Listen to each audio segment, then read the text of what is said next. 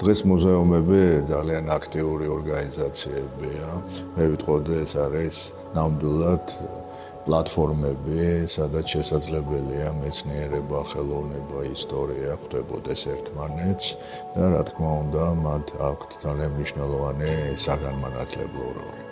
საქართველოში ძალიან დიდი ტრადიციებია სამუზეუმო ცხოვრების. პირველი მუზეუმი კავკასიაში სწორედ თბილისში შეიქმნა 1852 წელს და დღეს ამ ტრადიციებს აგრძელებს ეროვნული მუზეუმი, სადაც თავმოყრილია ჩვენი საგანძურის დიდი ნაწილი. თუმცა არსებობენ სხვა მუზეუმებიც საქართველოში, რომლებსაც აქვთ ასევე დიდი ტრადიცია და მე პირველ რიგში ვიტყოდი აბრეშუმის მუზეუმის შესახებ.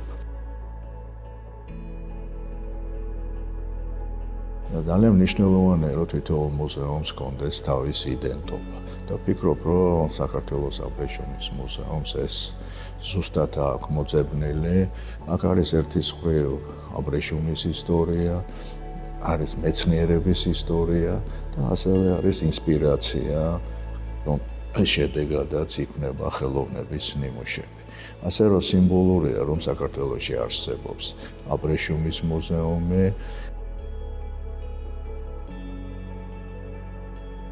აბრეშუმის გზა ყველასთვის ცნობილია, როგორც ფენომენი.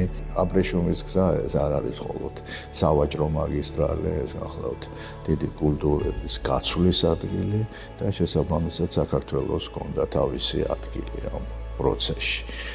აბრეშუმის მუზეუმს აქ პოტენციალი კიდევ უფრო მეტად განვითარდეს.